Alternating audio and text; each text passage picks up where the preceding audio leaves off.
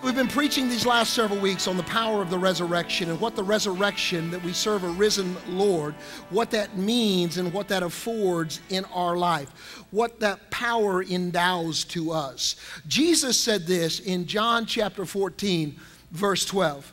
Whoever believes in me will do the works that I have been doing, and they will do even greater things than these. Now, if Jesus himself is proclaiming the works that he has done, we could do and even greater things, why is it so often that we believe I can't a lot more than we believe I can? We believe I can't a lot more than we believe he will. We seem to always have, and I've preached and taught on this before, a belief system malfunction because we say we have faith that God is able to do anything. We just don't really believe that he will. So it's no secret today that we live in a world where we're always wanting more, and we're always wanting it with instant gratification attached to it. But you cannot sow seed and reap fruit in the morning. You can't sow seed and dig the seed up every day to see how it's progressing. You have to have a measure of faith and belief that that seed will indeed grow, and when it grows, it will produce and do what it's supposed to do. Sometimes there is a process in our walk, in our relationship with the Lord, that finds us in a process that we see God moving, but sometimes he's not moving as fast as we want him to move. So we live in a world where we really want more, and we want more of a lot of things. But really, I think a lot of times we want more of the wrong things. We don't really want necessarily more of God. Because God is ample and plentiful. He's not lacking in supply. The question is, are we willing to pay the price to take the risk that is necessary to experience more of him? In 1971, Lee Emerson and the five-man electrical band wrote a song. And it's a song about signs, and we see signs in the world that we live in, and we live under a lot of these signs. Matter of fact, the song kind of went like this. The sign said, long-haired freaky people. Looky there.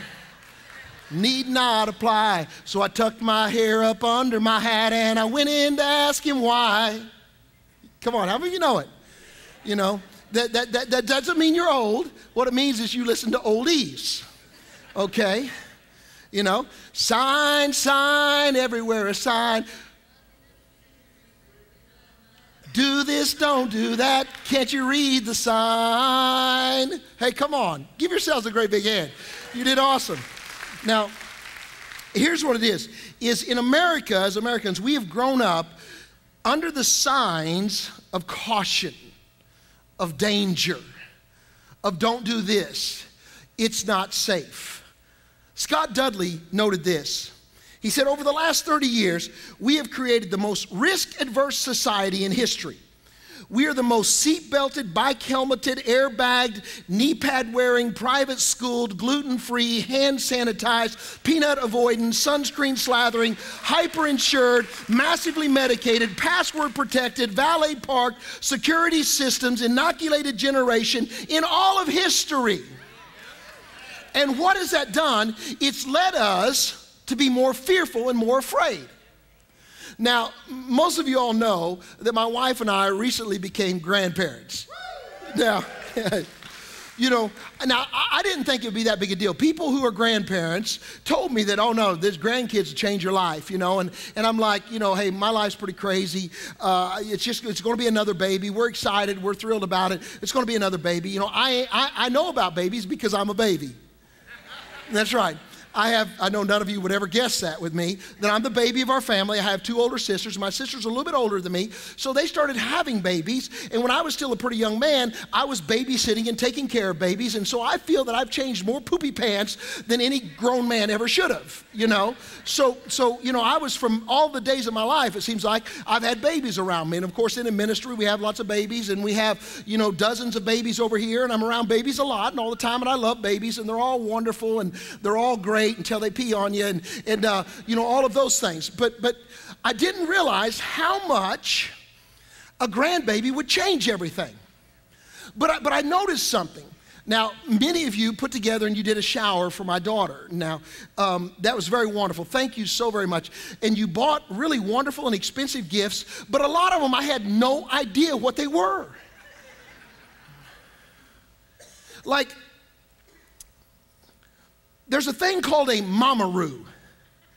Now, some of you are nodding, you know what it is. I had no idea.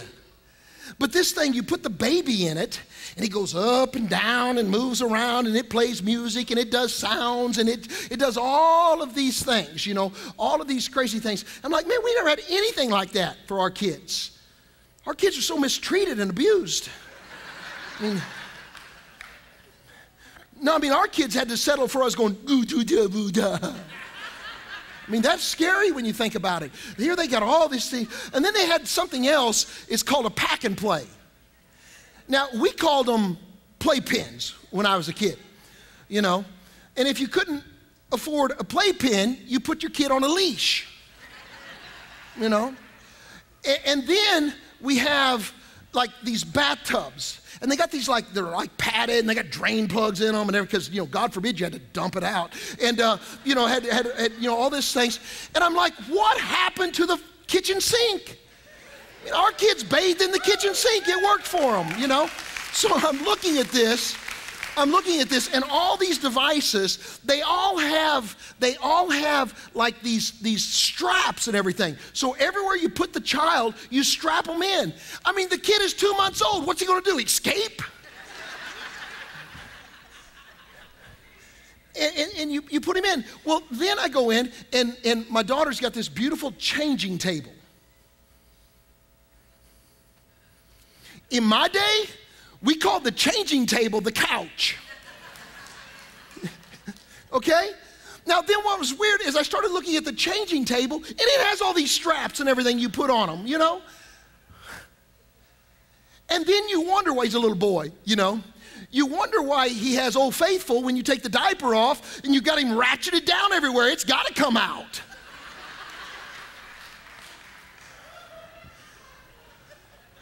But they had a solution for that. Now, some of you parents are here, you know what I'm talking about. Little boys, different little girls, when that air hits them, you know, they just like, they'll stream. You're like, whoa, hey. So they fixed that. They made a thing. Now, you know, I don't want to be, you know, we're all parents here, we're adults here. They made a little cone-shaped, little cloth deal, and it actually has a title. It's called the PPTP.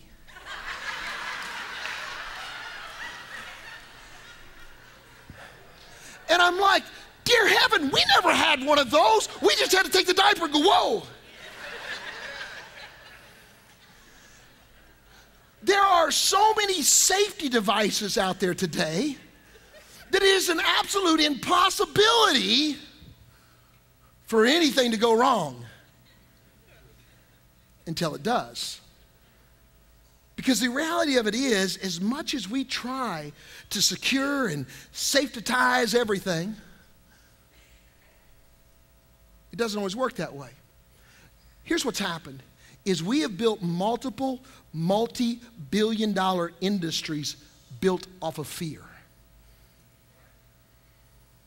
Off of fear of what might or what could or what could possibly happen. And this new idol of fear has become so powerful and so persuasive that it dominates our decision-making processes.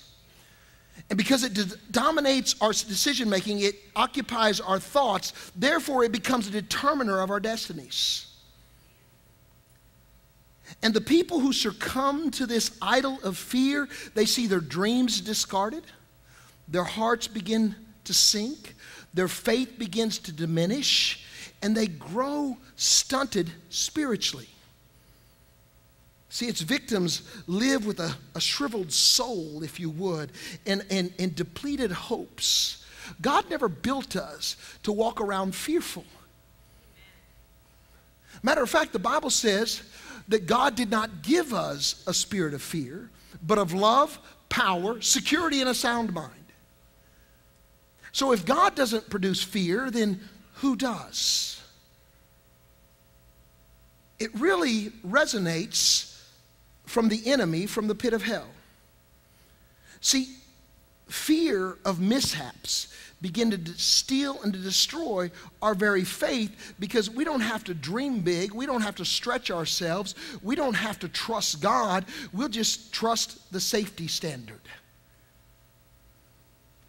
See, you want to know why Christians don't serve anymore? Now listen, you've heard me say this. I'm not advocating to down 2 shots of stupidity and go take risks just for the sake of taking risk. I'm not talking about that. But I'm talking about stretching ourselves out of our comfort zones, believing that God will do what God said he would do, that he will go before us, and that he will meet us there. One reason that Christians don't really serve much anymore, because it's just a little too risky. Requires a little bit too much of me. I'm not sure if I'll be able to maintain my commitment. I'm not sure that everybody will like me or how they'll respond to me. I'm not sure that I can commit to this or I can commit to that. It's just a little too risky. The reason most Christians don't dream great dreams anymore. Now, I don't know where you are on this issue, and I'm not wanting to be on a political side of it. I'm not saying that here this morning. But I did see there are all kinds of rallies going up to raise the minimum wage to $15 an hour, so that if you plan on making a career flipping burgers at McDonald's, you can make $15 an hour, or what they're calling a livable wage. Now, I don't know, but in my life, I'm not content just to stay flipping burgers at a fast food restaurant, because I believe God has more for me than that. I believe God has more for each and every one of you than that. Those jobs are made to be individuals that are coming out of high school, that are just getting into the job market, that are just moving into certain areas, that makes them understand responsibility, that makes them understand work ethic, that makes them understand these things, so that they then step from there to the next level, to the next place. The problem is, in our society today, we've stopped being hungry to dream a big dream and step to the next level, and we've been content to stay the same. The problem is, in our churches, we've been content to stay right where we are. We're okay with what we're doing. I don't have to do too much. I don't really have to reach too far. I don't have to give too much. Pastor wants this, he wants that. I don't know if that's really safe or if that's really wise. I don't know if we should really do this. Let's just stay how we are, where we are. Let's have good church. We'll all die one day, and thank God we'll be able to go to heaven. But God has called so much more out of each and every one of us than just to one day crawl into our grave and say, oh, thank God I made it without anything bad happening. See, the reason most Christians don't share their faith or take a stand with a friend is because it's just a little risky. They don't dream big dreams because it's just a little risky. They don't really tithe or give sacrificially anymore. You know, most of the church, thank God for all of you that are faithful before the Lord, church does not happen just because it happens. The gospel is free, but it's not freely preached. I don't know why, but our electric company expects us to send them a multi-$1,000 check every month. I thought about sending them a note, said, we're praying for you. See how that works.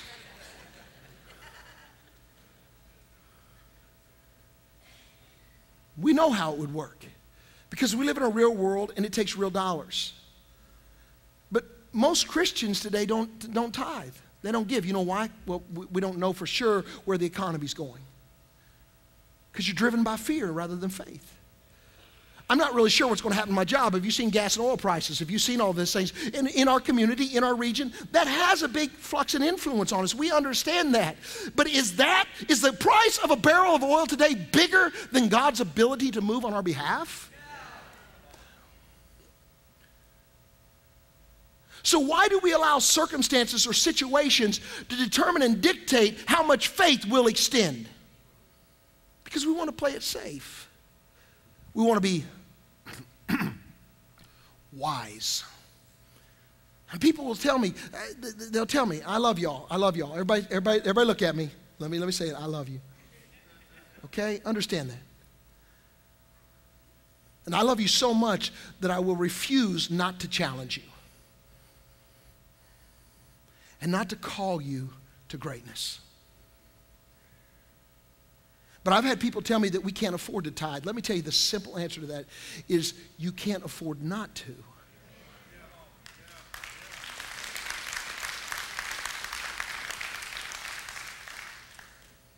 Most Christians don't break habits.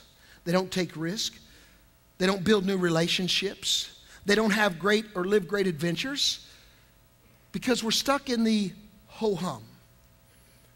We have a fear of change.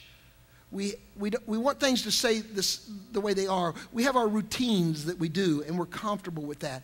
And change stretches us. It requires something from us.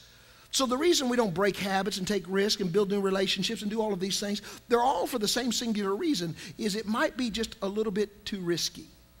Have any of you ever received one of those, when you go out and get your mail, you get all that junk mail, you get a great big envelope that's like this big, and it's like real padded stuff full of stuff, you know, and it says something like, you know, adventure ahead or something like that, you know, or it reads something exciting that you're like, wow, what's in here? Well, you already know what's in here because you've opened up other ones, but it's like, you know, there's ventures ahead of you, and it's not like a trip down the Amazon, it's not a safari in Africa or anything like that. It's a bunch of coupons for the local stores or the local mall, and you're thinking, wow, this is an adventure, this is exciting, you know. Now, I know going shopping with some of you ladies probably is an adventure.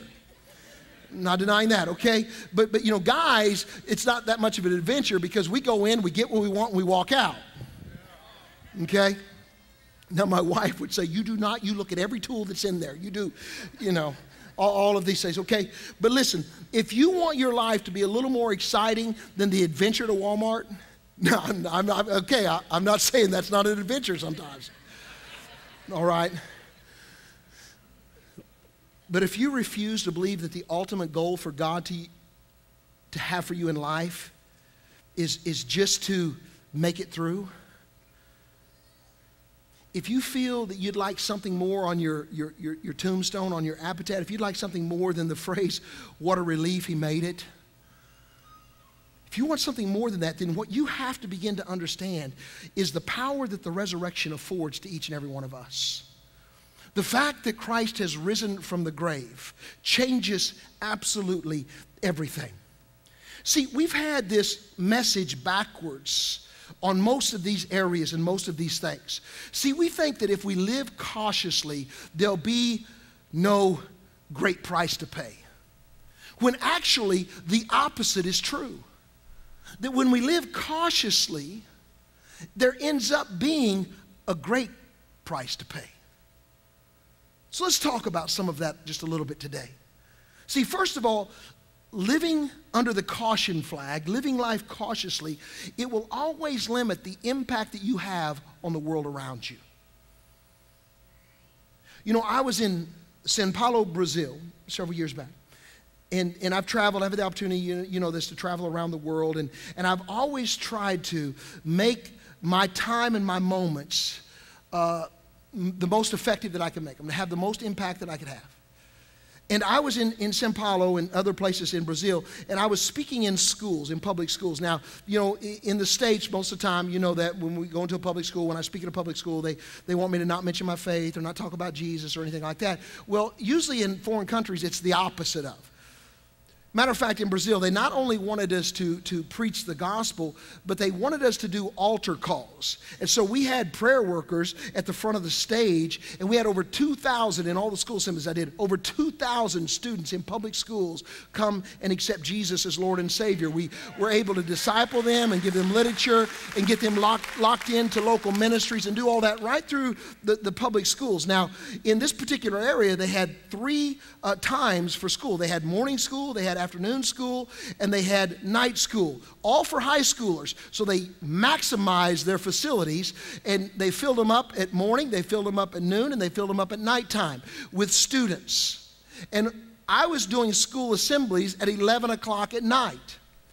Well, when we got done with the school assemblies, in some areas of Brazil, the night's just getting started. So at midnight, 2 in the morning, instead of just going back and going to bed, having done 8 school assemblies or so for that day, I said, let's go out, let's do some street evangelism. So we went out, and my translator, we went out to some areas, a couple other guys with me. We went out to some areas, and we went to some big street parties. And we come around the corner at this massive street party, and I say this all, I tell you this not to say anything about me, but say everything about him. Understand that, okay? So we go to this big street party, and I just made some world titles and some news and newspapers and magazines and things like that. So what they say a big shot is, it's a little shot a long ways from home. So I was a long ways from home, so I was a big shot there. Okay, and I go in and they're billing and posters and things like this, and there's a guy that's got a truck there, and he's got these big sound systems up, and it's booming through there, and there's 700-800 people, and they're dancing and partying and everything like that. So my translator goes and asks if he would turn the music off and allow me to speak. Tells him who I am. The guy recognizes me from a couple television shows and some things like that. He recognizes me and says, "No, we're doing this here." And he said, "Well, and this guy was a great big guy. He had won some national titles in Brazil, big dude, and not only a big dude, but he was also a fighter." So I'm like, Brazilian fighters are like, okay, that's a different level. So I don't want to just necessarily get into that. So how about if I just go over here and speak to these guys over here, and I can talk louder than the music to these 4 people. And the guy said, no, let's do this. So he talked to him a little bit more. And so the guy says, and he motions for me to come here, and he walks over and he lifts up a car. And then he says, "Now listen, I have never made it a practice or a habit to get into spitting contests with individuals, okay? I have never used the gifts that God has given me for a dog and pony show, if you would, or a circus act or anything like that. But I felt so profoundly that God spoke to me at that moment and said, 'Go ahead.' And so I walked over, which I knew I could do physically. I mean, I was trained up. I was bigger then. And I went over and I grabbed the car and I picked it up, locked it out, picked it up, and set it back down. So the guy's, "Oh, hey," and everything in Portuguese. And so then he puts his elbow up on the car trunk, Now, I would have never done this if I really didn't feel that it was of the Lord. I really didn't. Listen, honestly. And here's one of the reasons, is because I had really nothing to gain, but everything to lose. Okay? But I felt as if God was speaking directly to me and green-lighted that event. And so I walked over and I put my arm up on the trunk with him, and we locked hands. And I'm telling you, I don't understand it exactly, but the Holy Spirit took over at that moment. And this guy, I don't know if I was stronger than him or not stronger than him. I don't know. I don't care. I really don't. But I knew this. I didn't want to beat the guy. See, I'm in a no-win position. I don't want to beat the guy in front of all of his friends and humiliate him. Oh, you think that's going to make him give me the sound system and let me, What it might do is get the dog beat out of me is what it might do, Okay, so I didn't know what was going to happen. I didn't know what was going to take place. I didn't want to get beat. All my credibility, all my voice, everything goes away, erases. I'm in a no-win situation. I can't win or I can't lose either way, and I'm in a no-win situation. But God said, do it anyway. And so I had no idea what was going to happen. I put my arm on that trunk. We clasped hands. A person put his hand on. He yelled, "Let go." And this guy started cranking. Some of you guys know what I'm talking about. He's spitting and grunting and pulling and stepping and lunging and everything else. And this was, it's not me, okay? It was absolutely supernatural that God gave me the ability with great ease just to hold him there. And I'm like, is this guy really trying? I mean, it was kind of weird, Now, I don't know if God would have let me nail him, because in the flesh, I was thinking like, okay, bam, And, but God was moving in this, and it was the craziest thing. And honestly, this is the only time this ever happened quite like this. And I'm holding his arm there, and it's just like nothing's happening. And I'm just like, I'm like on God saying, "Hey, just come along for the ride and watch me move in the wave, okay?" And so I'm there, and the guy's grunting, and he's red, and he's spitting, and he looks up at me, and I just kind of look at him. I go. And all of a sudden, he lets go of my hand. you know, in Portuguese, and he grabs me and hugs me, you know, and I'm like, you know, and everything. And, you know, and he goes over and he shuts the music off. He hands me a microphone. He cranks up the sound system. I preach the gospel to 800 people in that city square. 200 people plus came and knelt down to their knees on the pavement, laid their beer bottles aside, and asked Jesus to come into their heart. Let me tell you why. Because I refuse to live a life of safety. Here's what I could have done. I could have said, wow, it's been a long day. Wow, I'm exhausted. Wow, I'm tired. We've got a full day tomorrow. Let's just go back to the hotel. Let's just rest here where it's nice and safe. Are there security guards at the doors? Okay, let's make sure we're safe here. But something inside of me, because God is always pulling out of us if we'll lean into Him, said, no, no, no, I've got more for you than that. Listen, some of you here today, God's voice has been beckoning to you, and He says, I've got so much more for you than that. Than just going through life with the norm of the day. Than just living a life of comfort and ease. God calls us out because He is always wanting to call us up, and He never wants to limit and stunt the potential that He has for you. But with that, there are some risk involved. Now, I'm not telling you to take risks for the sake of risk. I'm telling you to hear the voice of God in your life. Some of you don't hear the voice of God in your life because you turn it off. Because it might ask a little more than you're prepared or willing to give. Or we just dismiss it and say, you know,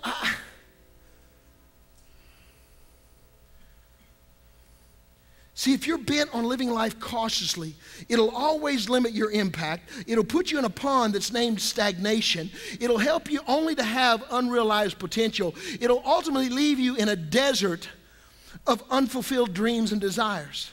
See, some of us could literally probably be called today fearaholics.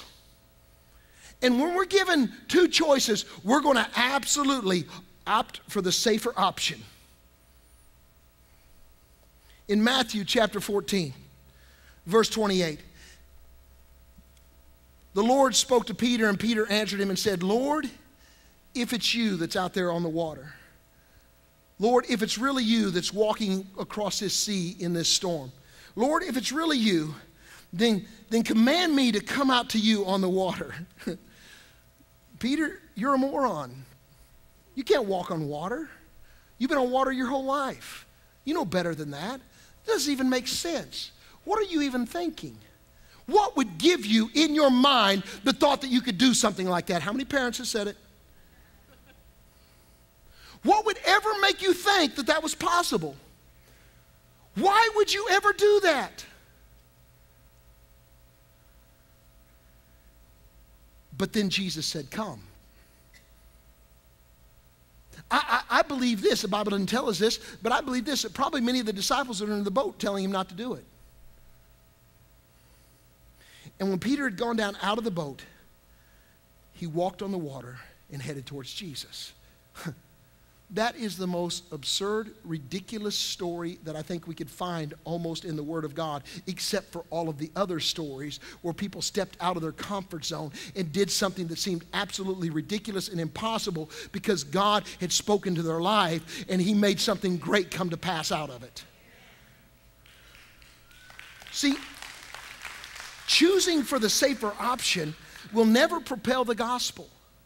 Choosing for the safer option, it will never lead to great freedoms. Choosing the safer option never leads to great discovery. It never leads to dynamic deliverance or dynamic life. Choosing the safer option never leads to a vibrant marriage. Choosing the safer option never leads to raising energetic, world-changing children. Choosing the safer option never causes our businesses to explode and be prosperous. Choosing the safer option never causes us to learn new skills and broaden our horizons.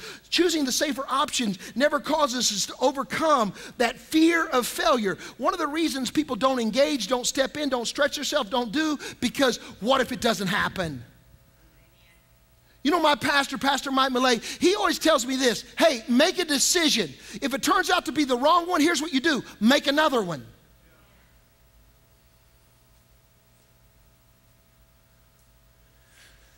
Have you ever took a 2x4, laid it flat on the ground, and then you got on it and said, whoa, this is invigorating. I could fall like 1.5 inches. Wow, that was fun. That was exciting. Choosing the safer option never breaks down those self-imposed limitations, never causes us to become more creative, never causes us to break free from average living. Don't raise your hand, but if I was to ask today, how many of you here feel like you're living average, there would be a whole lot of you that would raise your hand. Is that what God has called us to? Is that what God has delivered us to? Is that why Jesus carried a cross through a jeering crowd, beaten beyond recognition, up a hill called Golgotha, nailed to it, suspended between heaven and earth, placed in a borrowed tomb, rose from the grave so that we could, his children, be average? Is that why?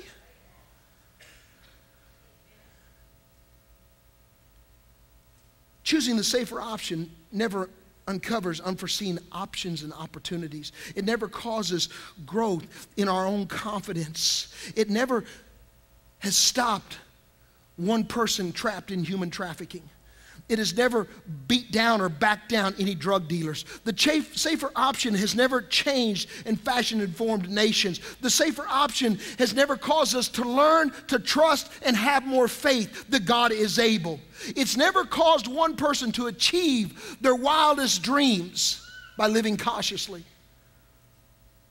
Now, I have broken literally, I don't even know, hundreds of handcuffs throughout the years. Hundreds of handcuffs, and they're difficult and they're hard. I train towards that. I've been able to do that successfully. Okay, great, wonderful. But you know the handcuffs that I don't care how much you train, you cannot break? And that is the spiritual imposed handcuffs of normality if you refuse to allow the freedom of the Lord to enter in your life and you maintain this prison of fear. You'll maintain spiritually handcuffed in that fear, and it'll stunt the impact that you have in life. Secondly, living under this caution flag begins to diminish really our faith bank. Listen to this. I love this scripture. This is the Living Bible. 2 Thessalonians chapter 1. I'm going to start in verse 3, but it'd be good to read the whole thing sometime. Dear brothers, giving thanks to God for you is not only the right thing to do, but it is our duty to God because of the really wonderful way your faith has grown. And because of your growing love for each other, we are happy to tell other churches about your patience and complete faith in God. That's pretty good, isn't it? Until this next part. About your complete faith in God, we're excited to tell others, in spite of the crushing troubles and hardships you're going through. That's that old crap moment. That, oh, wait a minute, whoa. Let's back up to the wonderful blessings and the great things, and let's talk about that and how we're growing in faith and how we're doing all these. Let's talk about that. Let's leave the bone-crushing, troublesome trials. Let's leave that part out. Remember, I told you that I was praying that God is going to move blessings on us, and we're all like, yes, blessings, until we start to realize what some of those blessings might contain. It's not always a new car and a new job and a great house and all these things. Sometimes it's heartaches and it's trials and it's turmoil and it's great loss. In spite of all the crushing troubles and hardships that you're going through, this is truly one example of the fair, just way God does things. Now, how many of you went through one of those things and you felt like it was unfair, but God says it's fair? It's not only fair, but it's a just way that he does things. For he is using your suffering to perfect something in you that would happen no other way, making you ready for his kingdom.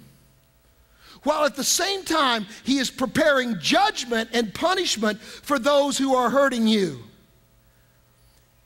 And so I would say to you who are suffering, God will give you rest along with us when the Lord Jesus appears suddenly from heaven in a flaming fire with his mighty angels, bringing judgment on those who do not wish to know God and who refuse to accept his plan to save them through our Lord Jesus Christ. Let me tell you something. You cannot find a single verse in the Word of God where Jesus says, come, follow me, live cautiously, and everything will be fine. No, matter of fact, we have the exact opposites. In Matthew 10:22, Jesus says, everyone will hate you because you belong to me. Wait a minute. How could everyone hate me? I'm pretty lovable. I'm fun. I'm funny. I'm good to be around. I'm a good guy. I like people. Who would hate me? What have I done to make anybody hate me? I haven't done anything, neither of you. He says, because you belong to me. It's never been about you. It's about him in you that people will reject you. Don't take it personally. It's nothing personal about it. But all of you who will endure to the end will be saved. Jesus said, John 15:18, if the world hates you, hey, it's no big deal. They hated me first. Now, I've been to some motorcycle rallies. Now, I've got a race bike, a CRF 450, and I like riding. I haven't rode it actually for a while. I watched a movie the other day, and it had some guys up running some ridges and doing some wild jumps and stuff. And I heard that thumper running, boom, whoop, whoop, whoop, and I was like, man, I got to go out and fire my bike up, and I got to get out and hear that, but jumping motorcycles and doing some of those things, and it's a lot of fun. It's really exciting. It's invigorating. It's all of those things. But also, I've got a couple road motorcycles, a couple Harleys and stuff. And we go to some bike rallies once in a while. Anybody ever been to a bike rally? And they have sometimes what they call it like the biker rodeo. And they'll do all these different like challenges and stuff. Now, one of them that keeps me on the edge of my seat, it is so thrilling and so exciting. It's called the slow race. Now, if you've never seen one, it is something to behold. So what they do is the riders get on their motorcycles and they see who can go the slowest. No, I'm serious. Who can go the slowest? And some of those guys are so good that they just balance the motorcycle and they just sit in one place. And you're watching, you're like, oh my gosh, he can, watch, he can put his foot down.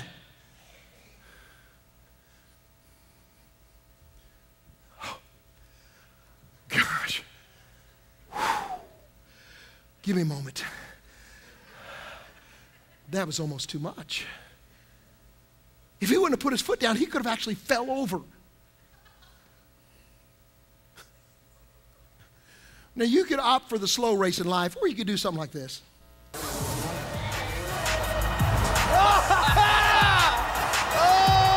wow. Travis Pastrana. The best part was he didn't need to do it. I think everybody was like, what are you doing?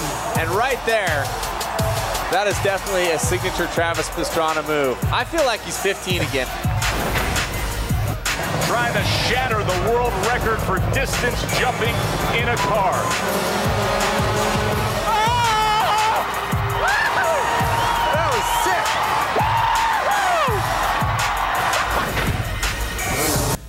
Or something resembling that.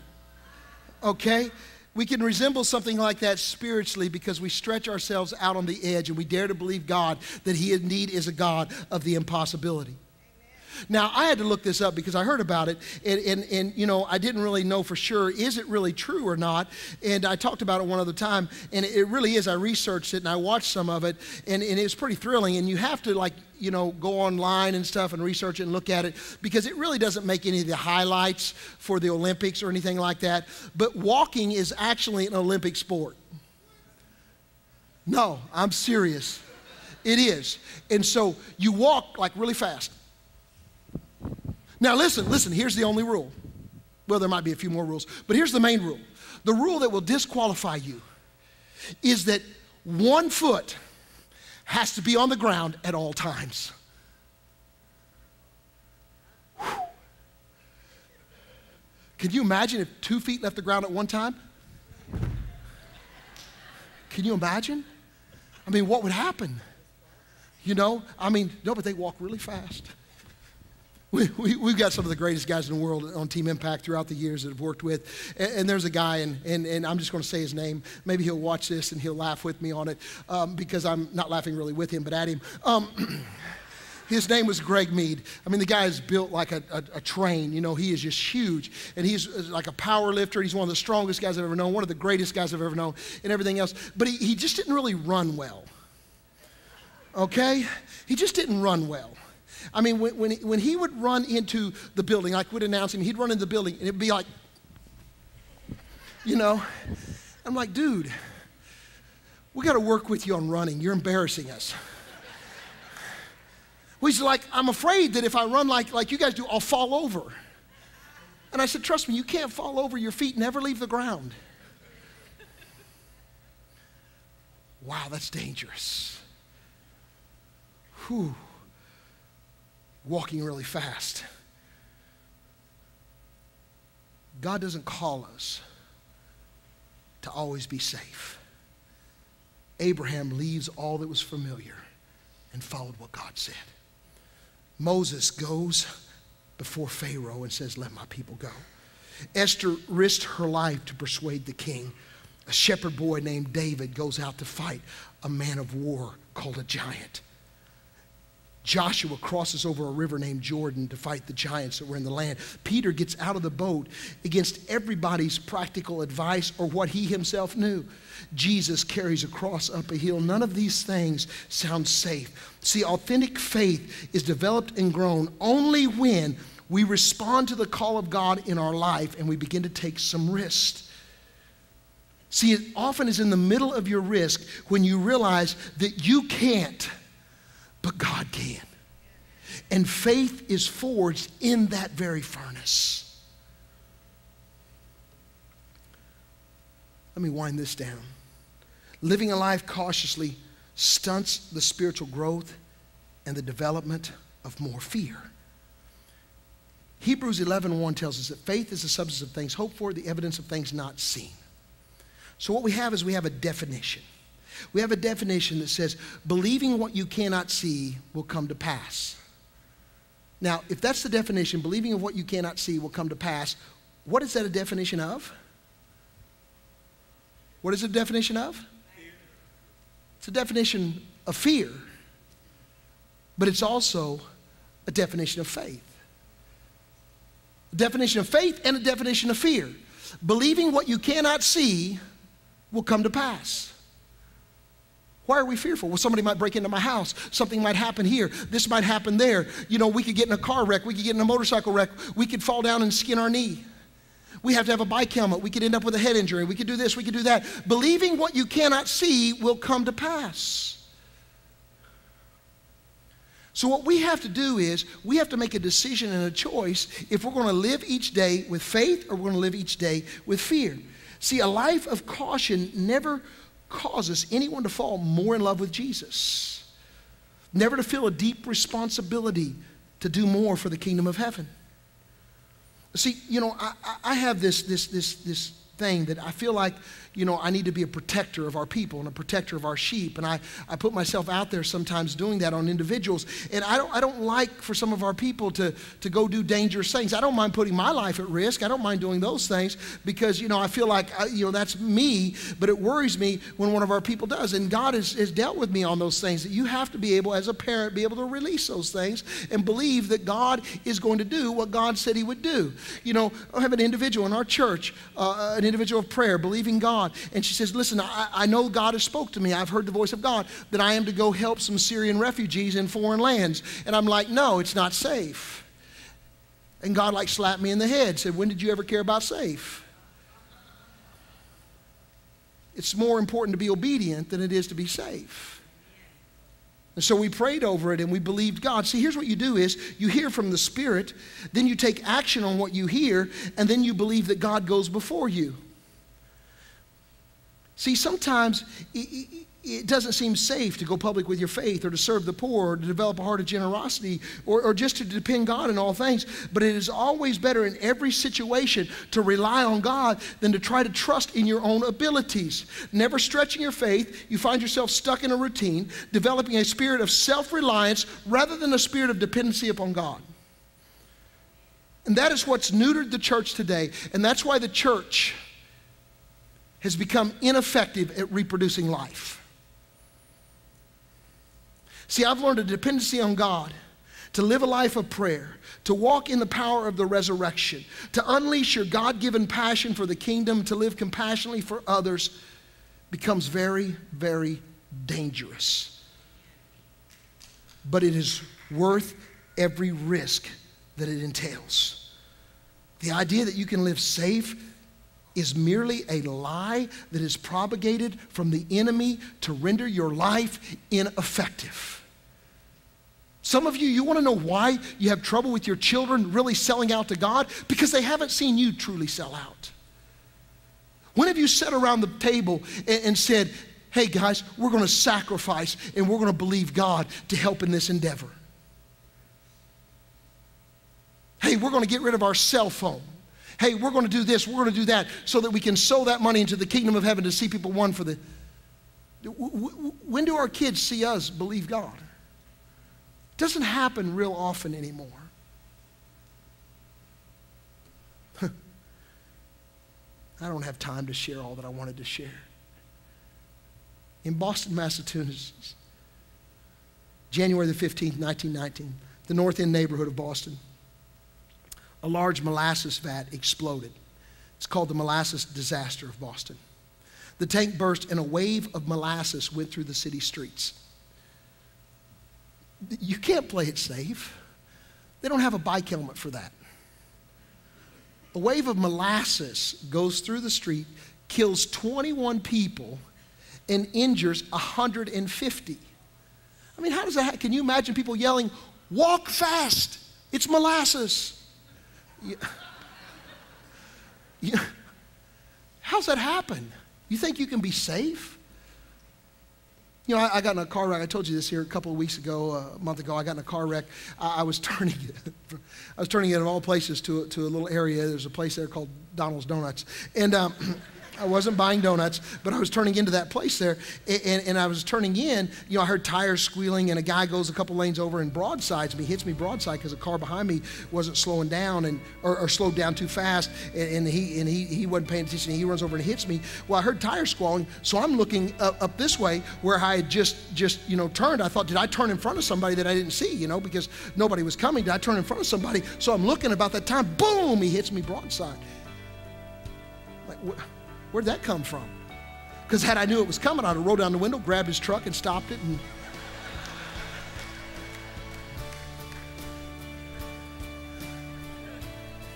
you can't live life safe enough. You can't live life safe enough. And if you do, there's going to be no real advantage to it. Matter of fact, it ends up a great disadvantage. G.K. Chesterton wrote this: the need for our generation today is a new kind of prophet. Not like the prophets of old that reminds everybody that one day we're going to die, but a prophet of new that helps the church to understand we're not dead yet.